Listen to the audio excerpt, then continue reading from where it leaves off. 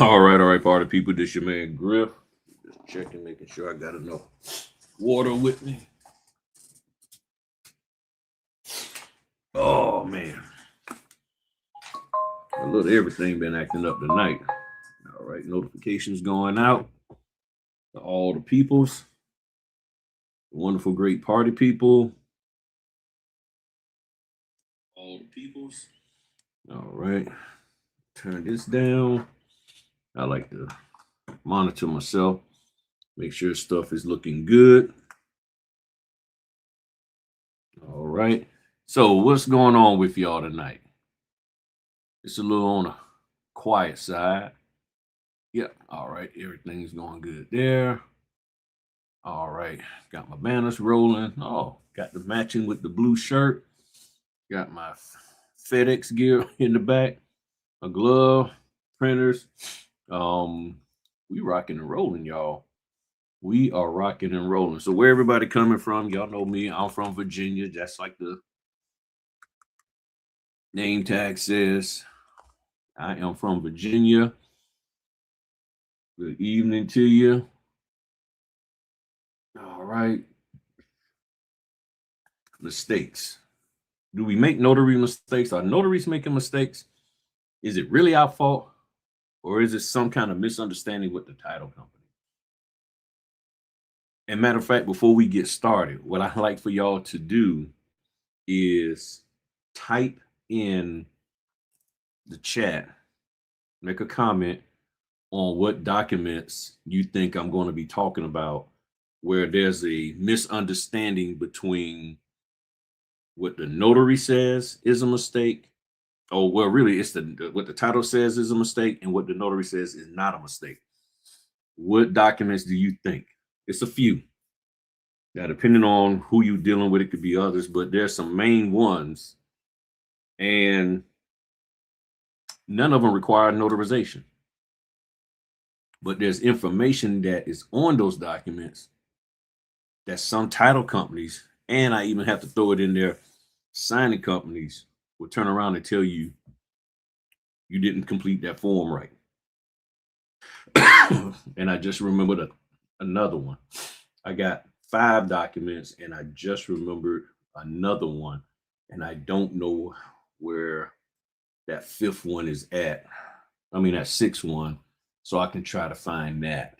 And I haven't seen it in a while, so I'll probably just roll with what I got and everything. And like I said, probably won't be up here too long, and everything. So PCOR, okay. Patriot Act, okay. Okay.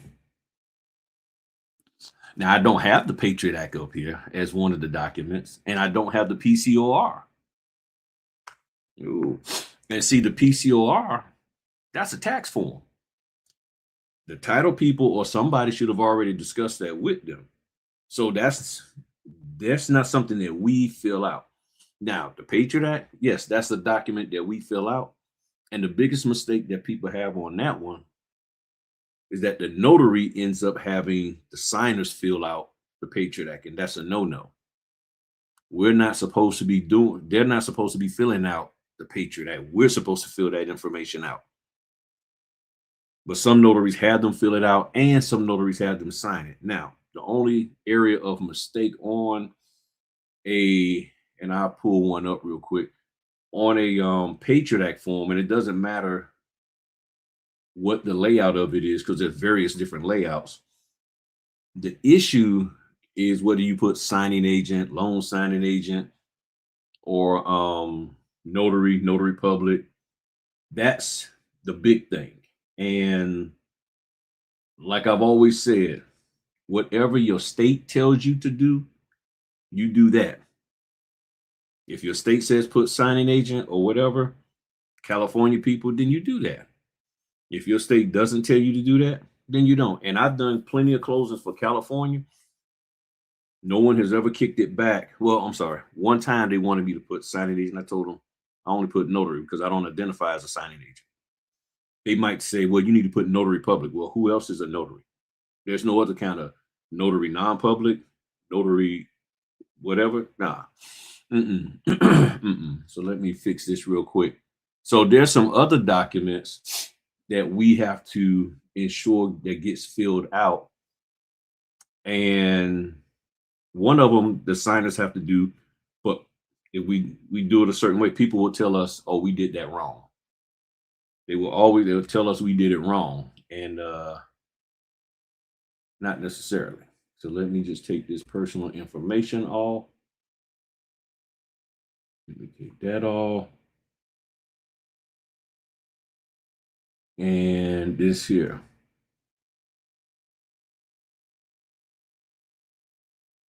All right. So then let me copy and paste this over here with my other documents.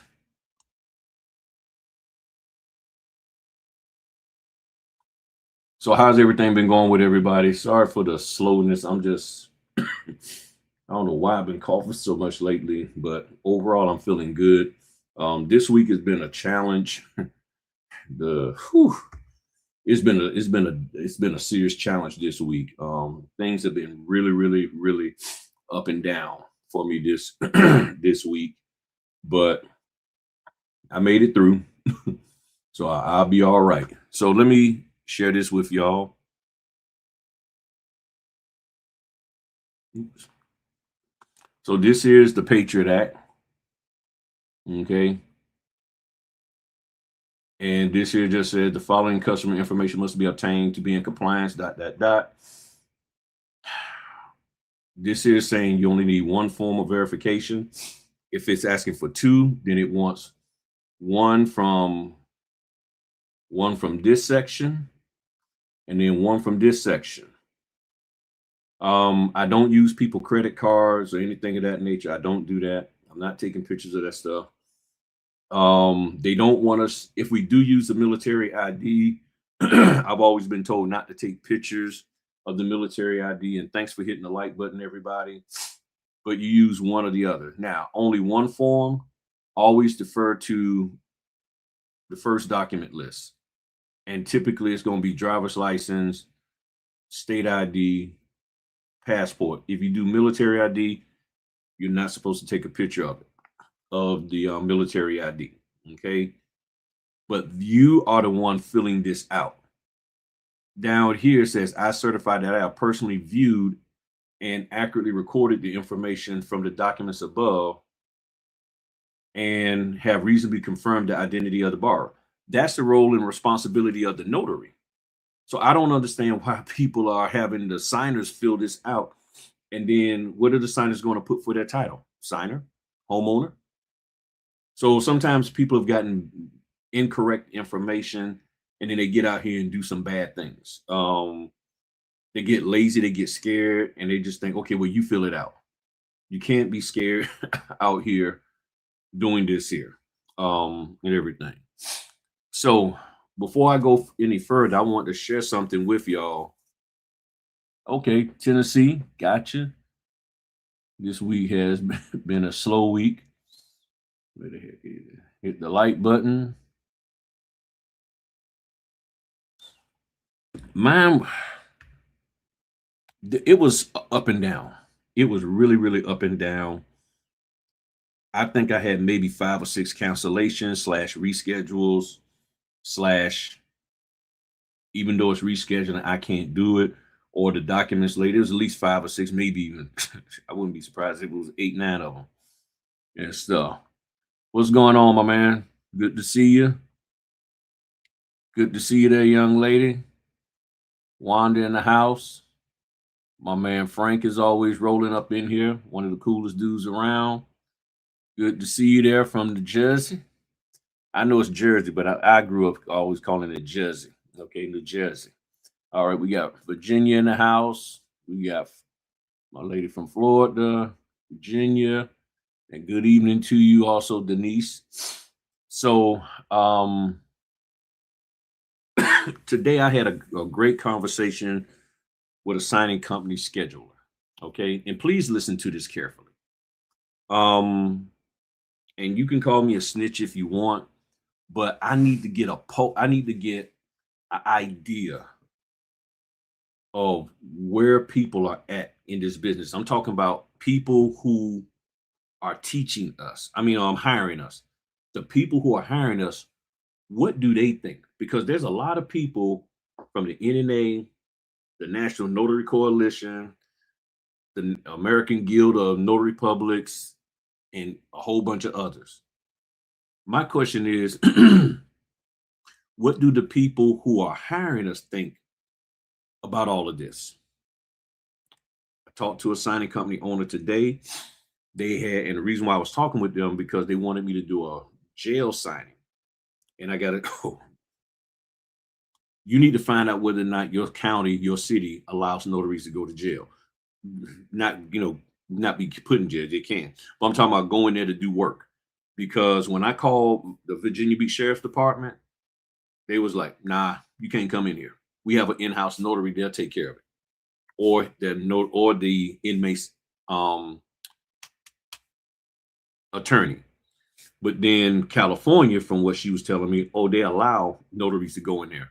So before you spend money on somebody's course on how to do notary assignments in lockup, you need to find out whether or not they will allow you in lockup to meet with the inmates.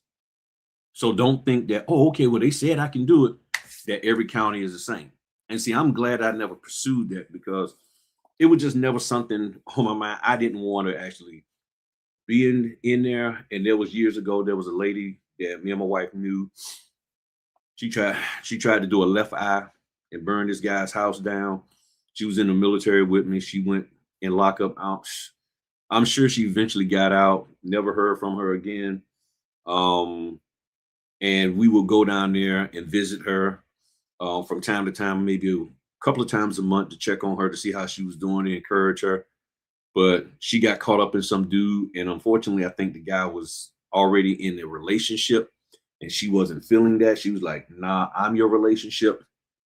Things went south for her real quick. So I'm familiar with the jail. I don't like it. It's not a good environment. It's draining and all of that. So I don't even want to go down there unless I absolutely have to. So she was asking me to go do this signing. I found out I can't. So I was calling her, talk to her about it. And then I mentioned all of these different notary organizations. And I said, well, their thought is if we get to this level of education and credentialed and all of that, that will encourage y'all. I mean, well, I guess that will encourage y'all to hire us. She said a lot of the signing company schedulers, they work off of relationships and trust. She said you can have all the credentials you want, but if I know that you are somebody I can rely on, whether all you are just a regular notary or not, or just whatever else you want to call yourself, if I know I can trust and rely on you, she said I'm gonna pick you every time over anybody, over any credentials that you have. I said, well, my concern about the credentialing, as well as any other training that these people are asking us to pay them for to make us this super notary, y'all don't know about it. And y'all haven't been told that once I get credentialed super notary status, then I'm going to want more money. And I said, from my understanding, y'all built y'all pricing structure and y'all business model off of, something that doesn't have anything to do with notaries being a part of a special education group. She said that is correct. She said, once we know that we got a good notary, that's who we're going to stick with. And I was like, okay. Then she said, we tend to look for the notary, the cheapest notary. Now, the cheapest notary does not mean a $60 notary. The cheapest notary, what that means is a notary who would take the fee that they offer. So if the fee is 100, 150, 85, 65, that's who they want to work with. The notary who is the cheapest. Not that that company is being cheap, But in other words, we can't roll with you if you're trying to come in and then we give you this order and then you tell us, I want more. It's like, why you want more? Based on what? And this is what this young lady has been a scheduler for at least 10, I think maybe 15 years. And she gave me my first shot. And I've been working with her ever since. And she makes sure that I get compensated very well because she trusts me. And if she needs me to go do something, she know I got her back. I'll make it happen. She'll adjust the time if she can. She'll talk to them, saying, well, the notary who we like to send your way can't meet you at this time, but they can meet you at that time. And if they're flexible, she'll get them to change the time and assign it to me. A lot of times I get first refusal on orders that come from her. So any order that that comes from her, I get first refusal. Then she'll send it out to other notaries. And she has a list of notaries. And in this area, I'm her favorite. And see, this is what I'm trying to get y'all to understand. You got to work to favoritism. And favoritism has nothing to do with how educated you are. It's about your availability and it's about how reliable you are to do the job. And if you are reliable, if you are available, then you become somebody's favorite. If you are available, but they can't rely on you to just go out and do the job because you're going to sit here and hem and haw and go back and forth with them every single time they send an order out, irregardless of how much they're paying you, you're going to have some problems. I can't rely on you to just go do the job. Because if I send you the order, the moment, and she said people been doing this, calling her up, asking her, well, I see on the settlement statement, y'all are getting this and this person's getting that. So why are y'all just paying me this fee? This is what notaries are doing. And you don't have to believe me. I'm telling you. And y'all are in those Facebook groups with them where they're talking about doing that. Hold on. Okay, I thought that was an order. So I'm like, this is crazy. So basically what she is saying, if you can build trust with the signing company via the scheduler, you'll always get selected. But a lot of you aren't doing that. You're burning all kind of bridges and they talk to one another. They let each other know and they put comments like, hey, this notary was assigned and because it was an X amount of pages more, or because she looked at the signing, the closing disclosure, she didn't like it, or he had to stay 10 minutes longer, or had to go back and reprint the CD. They wanted all this extra money. And a lot of times it's just not justifiable. And nobody can really justify it. You see what I'm saying? I don't know what the Peter. So I was like, man. So what she basically told me is, if you want to work in this industry, you got to build trust. And you build trust by being there for people and doing the assignments and taking the pay that they're offering. And the cheapest notary does not always mean the lowest fee, meaning your fee is going to be $10 or $20 and stuff like that. There's some cheap companies out there, cloud signing, stuff like that. We understand that. But there are a lot of quality companies out here who are more than willing to pay. But you got to accept what they're offering because they're in a contract and this is what they can pay. And you're like, well, I don't care about what you can pay. I don't care what contract you're in. You need to pay me this. And if you ain't going to pay me this, then I'm not going to do the work. Okay, fine. Then go on about your business. And those, like I said earlier, who are getting these so-called higher fees are probably in a situation where they're the currently most faithful lunatic in their city or in that area. And it's like, we'll go ahead on and use you because we have no choice. But if they had a choice, they wouldn't pick them. So people who are bragging about all this money they're making, you got to really, and they may not ever tell you the truth, but you got to understand, they might be in a rural area. There might not be any other notaries. There might be other notaries, but they're all bums. I'm just being real. Y'all know how I talk. They're bums. They're not doing stuff right. they can't be trusted, and they feel, okay, you really can't be trusted either, but you're more trustworthy than the other ones. So we have no choice but to, okay, we'll pay you $200 to do this. We don't like it. And then the person is bragging, oh yeah, I'm making $200 that. Not because you deserve it, but because they have no other choice. And I don't want somebody paying me out of pity. And I don't want somebody paying me because I'm strong arming them. And I know some of y'all don't give a flying flip. You'll take the money any way you can get it. That's fine. My problem is that y'all be sitting up here doing these classes and teaching people to do the same thing. And then those people end up getting blacklisted. So,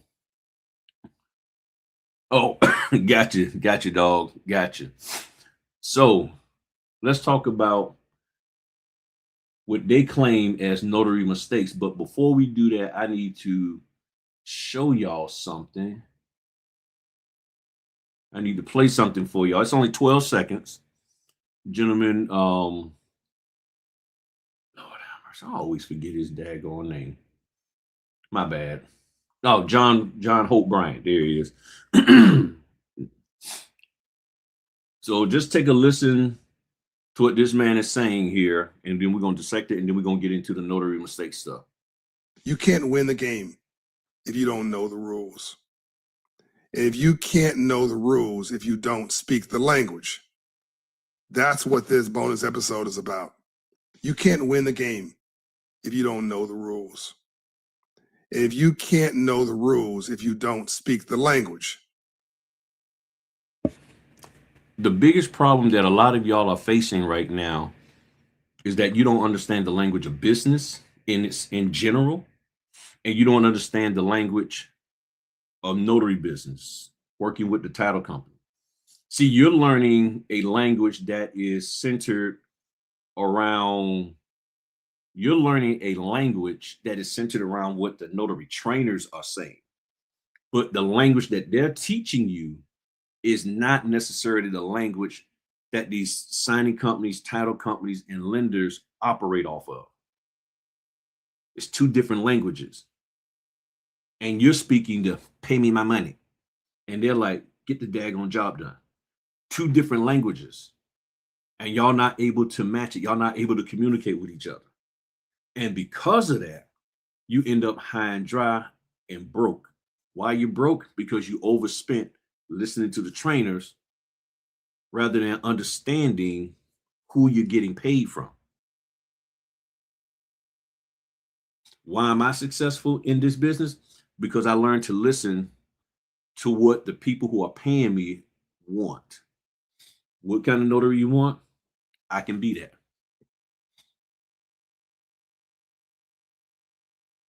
That's the question. Can you be the notary that they need you to be in order for them to feel comfortable in paying you? If you are the notary that the trainers say you are, does that consistently equate to pay?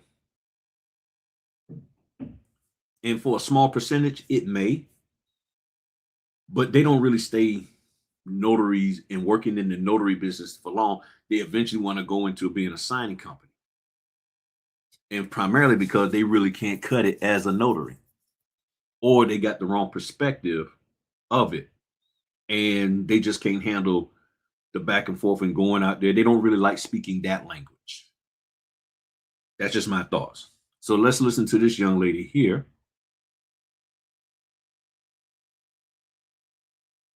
21 seconds.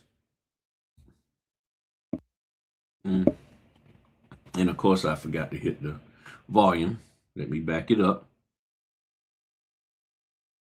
The same God who gave you the business idea will bring the clients too. I really believe that your job isn't to stress, force, or chase every outcome. It's to show up and do your part. Be consistent, be prepared, be obedient. God handles the rest. If the vision came from Him, the provision will too. Stay focused and trust the process. The same God who gave you the business idea will bring the clients too. I really believe that your job isn't to stress, force, or chase every outcome. It's to show up and do your part. Be consistent, be prepared, be obedient. God handles the rest. If the vision came from Him, the provision will too. Stay focused and trust the process.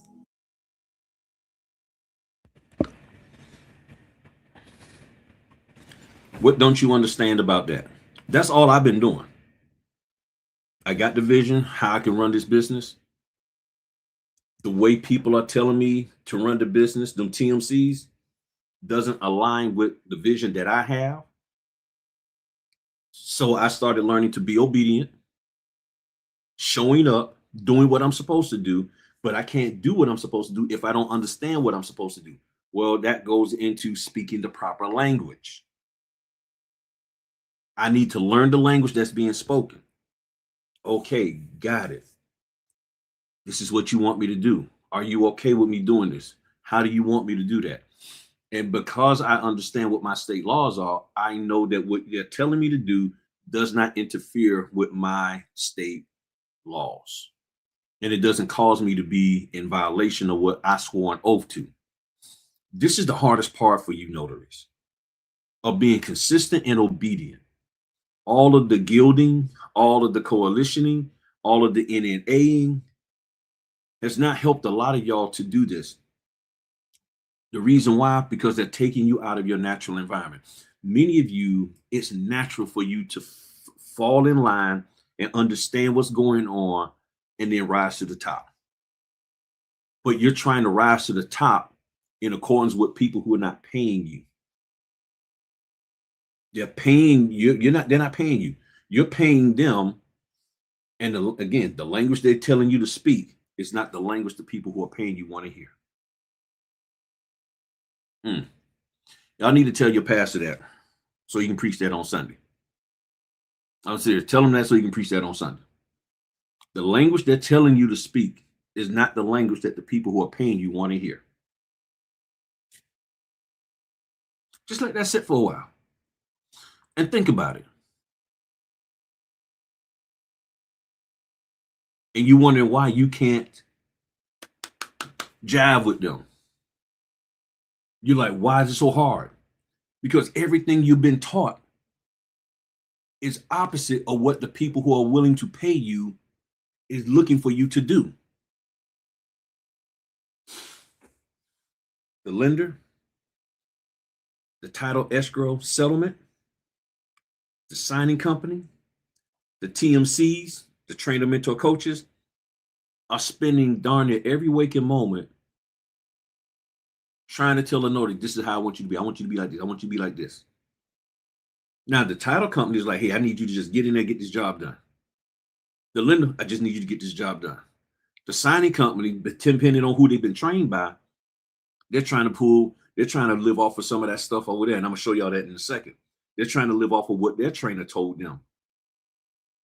And they're struggling because they're getting notaries who are trying to do what the trainer said and not what the title company say. And that's why some title companies don't like working with certain signing companies, because the signing company is not speaking the proper language. The signing company got people dating the promissory note when they have been told by the title company, we don't want that document dated. You got signing companies that won't release you to drop the documents because they're upset with the way you wrote something on there. Not the title company. Title company's cool with it. I've had situations where I've sent the scans and the title company like, yeah, we good with it. But the signing company's like, oh no. See, our owner, they have a high standard, and their standard is just like, very, very prestigious, very, very excellent, very, very meticulous. And the way you have done your closing does not meet up to our standards. So we need you to go back and fix this, fix this, fix this. The title company said they cool with it. Well, we don't release you. And if you don't do what we say, then we're not going to use you anymore. And we're going to ensure that other people don't use you. Okay, lawsuit. Time for a lawsuit. Bump the dumb stuff. Time for a lawsuit. I mean, you literally are telling me that you trump the title company. These are their documents. You're just a conduit to get me and them connected. Why are you even running over? If the title company say they cool with it, let it be. See, this is where people's ego gets in there.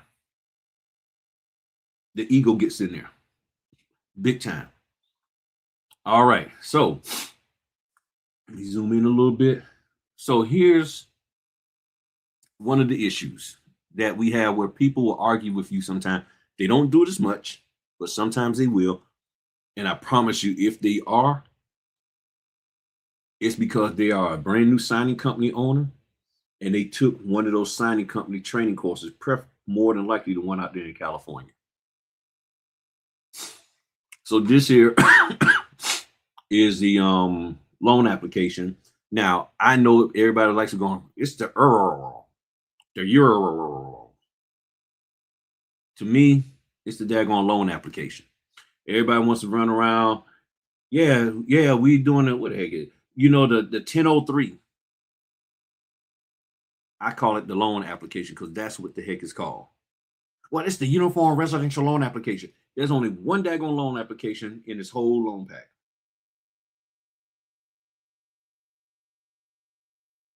Loan application. Okay, so don't correct me. Don't try to correct me. Oh, Griff, you have to call it the 1003. You call it whatever you want. Loan application. So right here, this section right here, let me zoom in a little bit more. This here kicks a lot of butt. The person whose name is up here initials here. The person whose name is up here initials here. Now, it says I'm applying for individual credit. If their name is up there and they're applying for individual credit, then they do not need to initial. I am applying for joint credit. And this here, and this is the dividing line, which a lot of people don't realize, but that's when that falls into place. Now, here's what some signing companies will do. Most of the time, it's the signing company. Very rarely, I don't think ever had a title company or lender get on me about them initialing this if it just says individual credit. It's the signing company. The signing company sees this, they don't know, and they haven't taken time out. So they want, Earl Jones to initial there. I said, but this is individual credit. Well, it's just best to do it. Why? See, that tells me you've been trained that way. Well, it's best to give them more than less. Because, and this is what one signing company owner told me out there in California. Well, if for some reason they don't want them, then we can just reprint this because there's no other signature page lines on this first page. So we'll just replace it, but just be on the safe side. Okay, so now you operate out of fear. I said, show me where it says that an individual is supposed to be signed initially here. I said, if you want them, okay, fine, I'll have them do it. But the thing is this. How does this stop them when it's clear that this is what it's supposed to be? Or you'll see the situation where there's somebody's name up here and there's somebody's name over here. Okay, both of them need to sign it. Earl and Sarah need to initial it. Why? Because their name is right there. They're just listing the additional borrowers. Each borrower that tends to apply for joint credit based off of this here, okay, that's the other borrower. And then when you get to section 2, because this here is section 1A, a lot of times it'll be 1B or 2B or 2A. The person listed there will initial. So whoever is here initials there, not this person here. And some signing company owners will argue you down. Now, if they sit up there and come at me, I'm like, okay, fine. I will have them initial it. I will have them, because I'm not notarizing this. But see, here's my problem with doing that. It can make me look dumb because I can't trust that you're going to actually check and find out. And see, my question is, why don't you already know whether or not when it's the individual credit, they're supposed to be initialing that, or if it's joint, that they want both people to initial there? Because I have yet to get a straight answer when I say, have you asked the title company what do they want? Oh, well, they're busy. And so you're just going along just to be going along, but you don't even know. Why can't you ask the title company, is this what you want? Because they are afraid. They're scared. Goes on and says, aren't they usually 2 CDs? Well, nah. Well, It can be. It depends on the signing company. I mean, not the signing company, the title company. It depends. I've seen 2 CDs when there was only one person on it. Why they putting 2 CDs, I don't know. And the 2 CDs that I see, both of them are signing it. Yes, there are times where there's a CD for him, CD for her, but I've also seen it where there's been 2 CDs and both parties need to sign both of them. Why they do it that way, that's my next thing to find out. And I have somebody here locally that can explain that to me. I just haven't taken time out to ask her, but I will find out and stuff. So on this, if they want you to have them, okay, fine. You go right head on, no problem. Bam, we'll do it. There's nothing for me to argue with you about or any of that. I'll just go ahead on. I'll be honest, I'm concerned that this title company will look and like, why is this notary doing that? Don't this notary know better? And this is personal preference, as my wife said. Is it policy or personal preference? And having 2 people initial here is personal preference for that signing company, or having somebody initial here when it says individual credit is personal preference. That's simple. All right. So this next one, y'all see this here? It says 1A. This here says 2A. Current spouse, current name. If joint return and transcripts are requested for both taxpayers. That's key. We know that the person who's signing checks that box. That person signs their name and dates it. And their printed name will be down here. Now, here's the thing. Down here, it says spouse signature. You can have 2 people signing documents and only one of them applying for the loan, which means they're only pulling credit for one, looking at tax returns for one. And it says what? If joint return and transcripts are requested for both taxpayers. So if they're not requesting it for both, that person doesn't need to fill any of this out. Taxpayer identification if joint return and transcripts are requested for both taxpayers. If it's not being requested for both, the spouse does not need to put their information here. There have been notaries who will sit there and have the spouse fill this out because they don't understand and can't comprehend that statement right there where it says if. Then you have notaries who get bullied into allowing the spouse to sign down here, even though their name isn't up there. It says spouse's signature required if listed on line 2A. Is anybody's name up there on 2A? If the answer is no, then they don't need to sign here.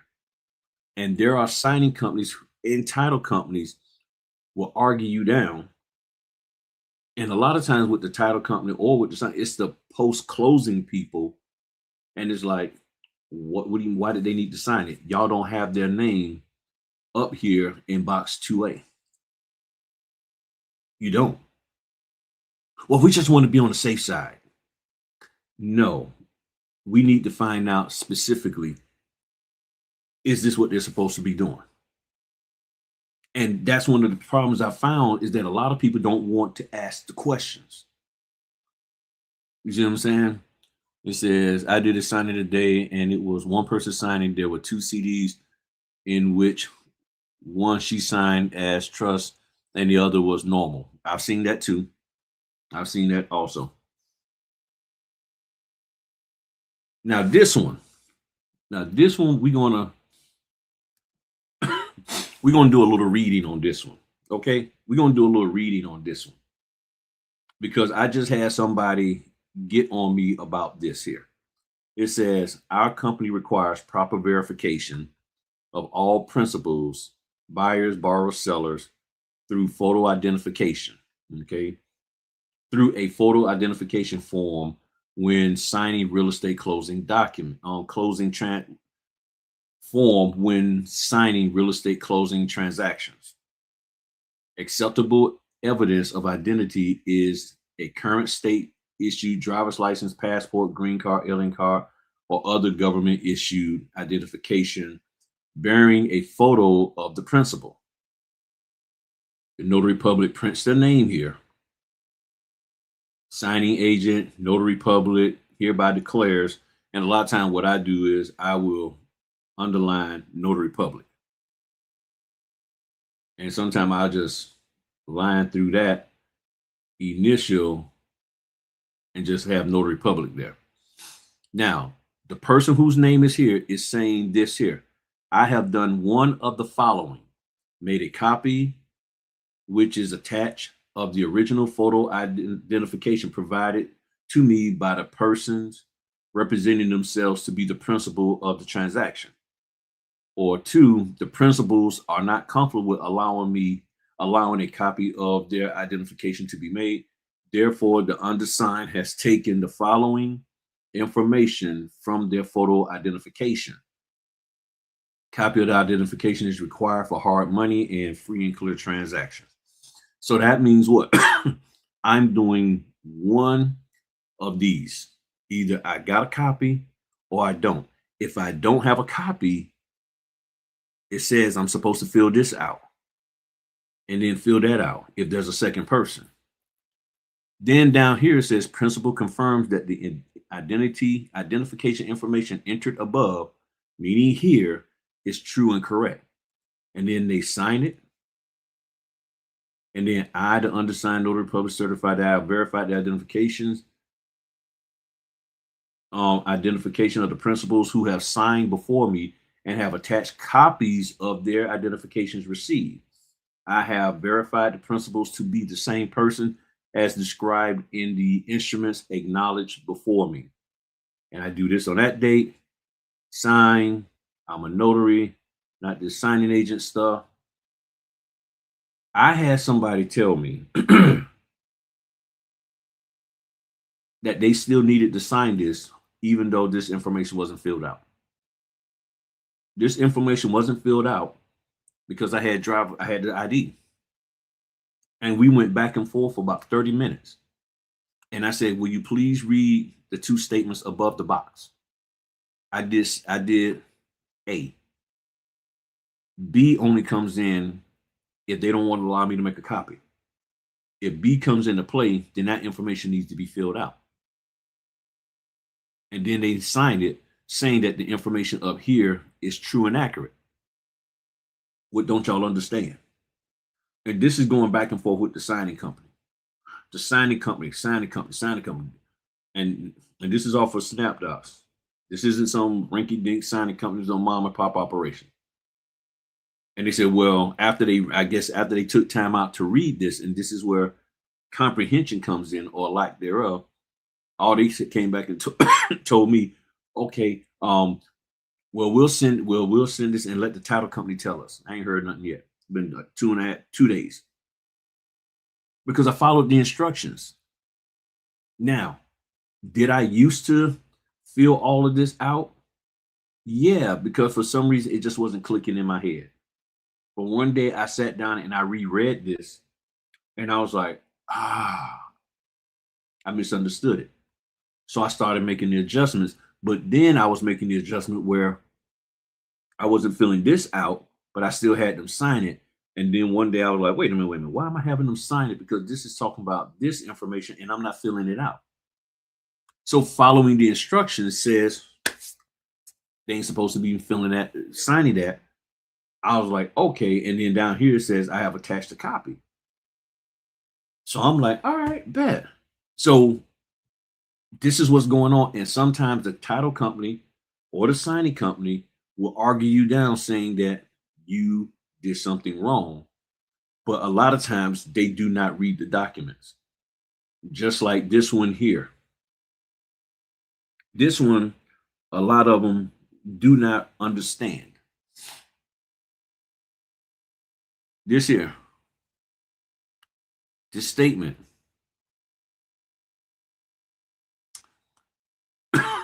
You got 2 signers. He signs, She signs, they date. He's already answered these questions. She's deciding whether she wants to answer these questions. It simply says, if you do not, let me zoom in. It says, if you do not wish to complete items 37B right here through 37D,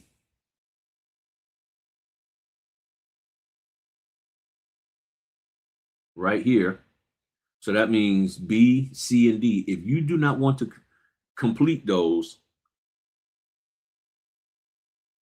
please initial here.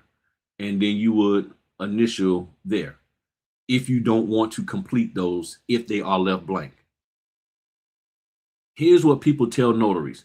Have them initial and complete, and have them complete the boxes. It's one or the other. It's one or the other. And I'm like, show me where I'm supposed to do both. And I wish I had it with me, but I've seen instructions from signing companies or / title companies that said what? Make sure they initial and fill this out. I'm like, but the information says if you do not wish to complete this, you don't have to. You just initial here. Have y'all ever come across that? Honestly, have you ever come across that? I know this is a teaching session. I know everybody a little quiet right now, but have you ever come across that? So when it's blank, I let them know. I said, you can either initial or fill this out. There are times where one of these boxes will be filled out or two of them and not all three. And then I asked them, if you want to complete, fill out the other boxes that's not checked or X, feel free to do so, or initial. You have to do one or the other. It's that simple. So somebody might be cool with their ethnicity and the fact that they male, but they may not want to disclose their race. That is fine. That is completely fine. But you should not be having them to do both when that's not what the document is saying. And notaries get yelled at and fussed at by uneducated, immature signing company owners or title company workers who don't understand what they're dealing with. They're just looking for things to be check, this, that. And they get into this mode where they just okay, just do this. And it blows up in their face. Now, this document,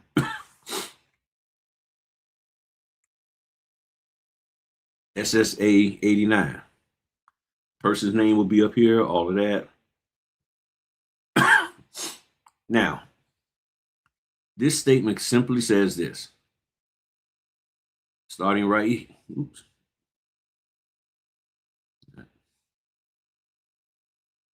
right here. This content is valid for this content is valid only for one-time use. The consent is valid for 90 days from the date signed down here, unless indicated otherwise by the individual named above.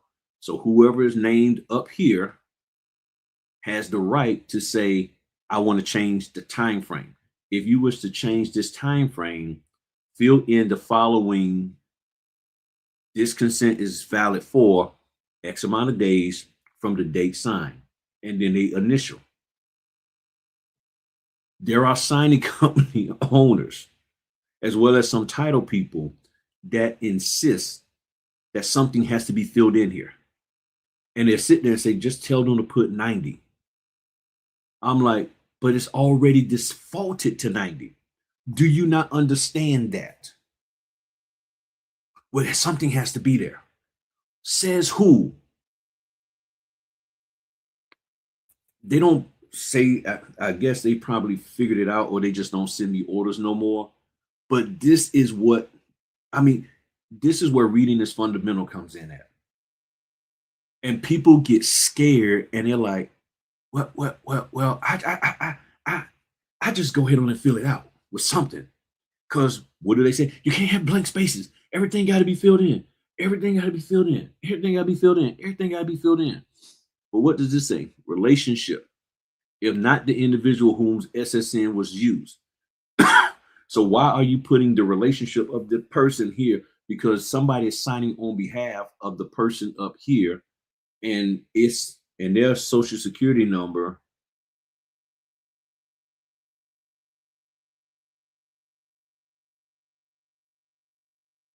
and the social security number of the person who's signing this on their behalf is not does not have that same social. So then they have to put their relationship, not mother, brother. It could be attorney, it could be tax guy, whoever. But if you're signing on behalf of your client and that's your role, you can do, then that's what you do.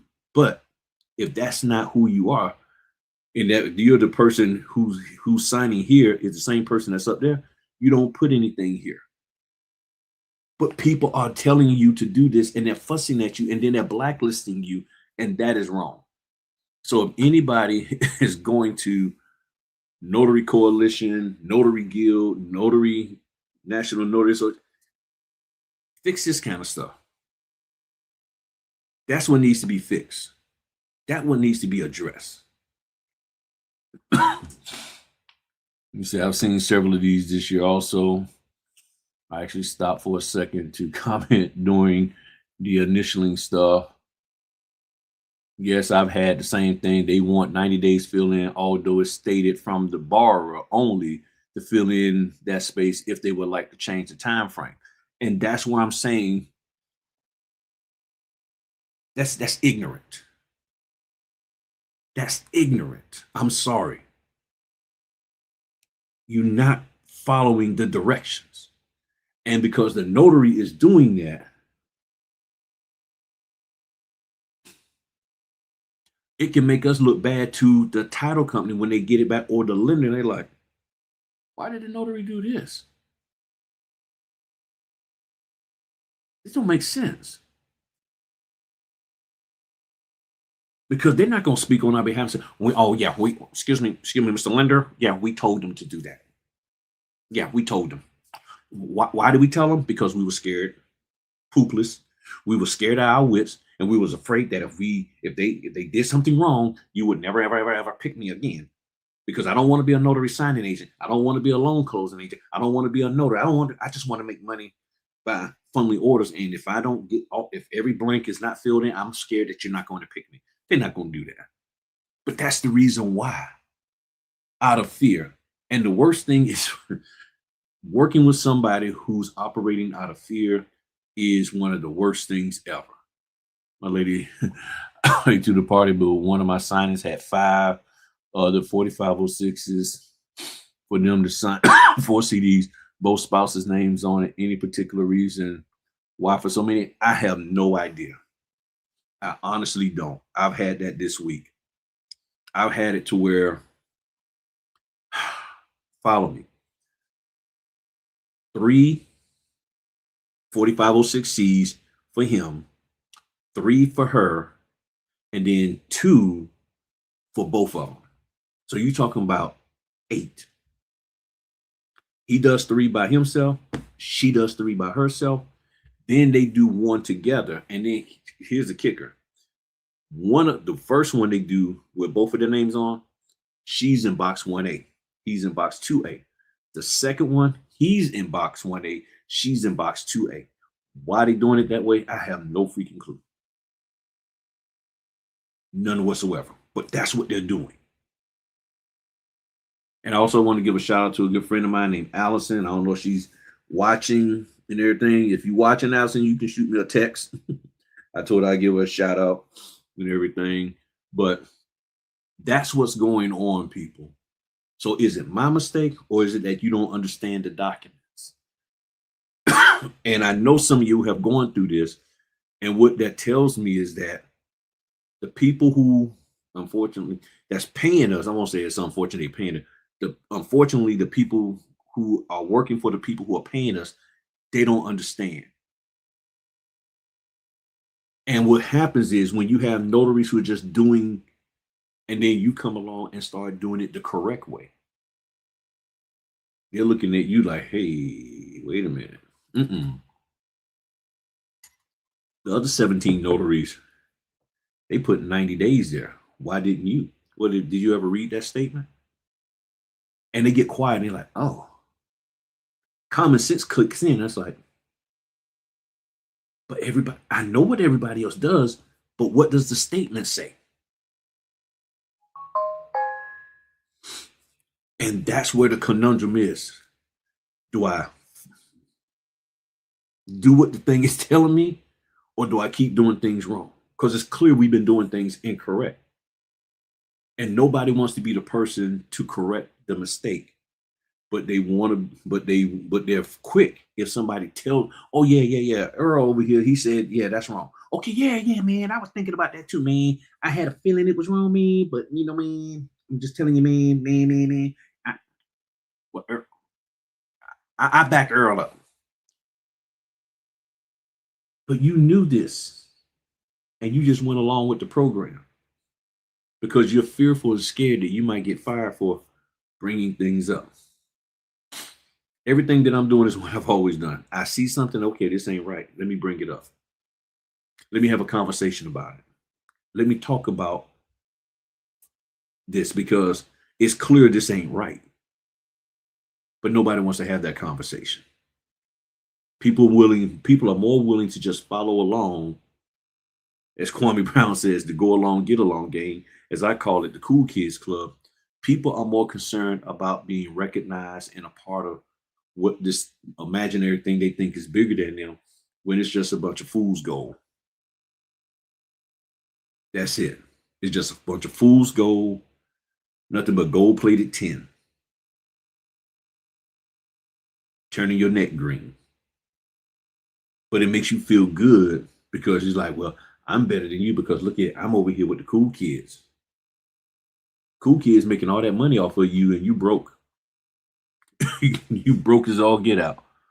Said the key is to pay attention to the details of the docs and use common sense. That is correct. So I just wanted to share this with y'all. Do y'all have any other notary questions? Because I got to go downstairs and wash the dishes and all of that. The missus, she's tired. And then I got to get ready for the notary certificate training, which I forgot to mention. I'm doing training tomorrow. Y'all know the information is in the description. You either sign up or you don't. It's just that simple. If you don't understand notary certificates, then you need to sign up. If you do understand them, then I will not see you there and all of that. So I will say just, it's up to you what you want to do. Notary certificate.training. The dates are up there through March. And it's time for you to sign up and learn your job. That's really what time it is. Learn your job. If you're not comfortable with that, if you're not familiar, then you need to get on it. Okay, it's that simple. So we learned tonight: become friends and reliable and dependable with the signing company. Learn to speak their language. If their language isn't if the language isn't causing you to violate your state law. Learn to speak the language of the person who's paying you. Lastly, I will tell you this. Many years ago, when I got out the Navy, I was getting prepared to get out the Navy and trying to make that decision. I was in the middle of some ocean somewhere, and I was praying. And I said, Lord, Father, what do I need to do? I want to get out, but honestly, I'm scared. I'm not sure. He said simply this. He said, you're like a race car driver going around a track. And the race car driver is doing the best he can to win. Sometimes he wins, sometimes he loses. He said, well, what's on each one? What's on each one of those cars? I said, a little sticker saying who's sponsoring them. He said, I'm your only sponsor. He said, you get out there and you just drive and you just do what you got to do. I got you. You're going to win some, you're going to lose some. You're going to be ahead in some laps, you're going to be last in some laps. but I'm the only sponsor you need. I was like, all right, cool. I said, but I'm concerned that I might lose myself. I know who I am as a person, but I'm afraid that I might lose myself trying to get ahead in life. He said, learn how to be a chameleon. A chameleon doesn't change who they are. They adapt to their surroundings. They see what they want. And once they verify that it's valid, it's viable, it's something that sustains life, they blend in, get what they need, and they move on. They don't stop being who they are. The problem is that too many people stop being who they are in order to get what they think they want. And they may get what they want, but in the process, they lost who they are. So once they get it and then they try to come back, it's like, who are you now? Because you change who you are in your thought process, in your heart, in your caring, in all of that, in order to get this thing that you think you're supposed to have. And in some cases, you should. But would it cost you to get it? He said, you got to keep who you are. And I said, okay. And that's all I've done. If these companies were to turn around and say, you know what, Griff, we don't like what you say on YouTube. We understand freedom of speech. Okay. If I got to find something else to do, I will. But till then, you're going to have the best daggone notary out of the Hampton Roads area. One thing any company, excuse me, any company that works with me knows, they got the best daggone notary out here. There's nobody who's going to be more committed and focused on doing the job right the first time than me. They know that. So yeah, you might not like the fact that I'm pointing this out, pointing that out. You might not like the fact that you're a signing company owner and I'm talking about these issues here with these documents that y'all keep jumping on us about, but you can't prove that that what you're saying is correct, especially when the document itself is telling you this is what the purpose is.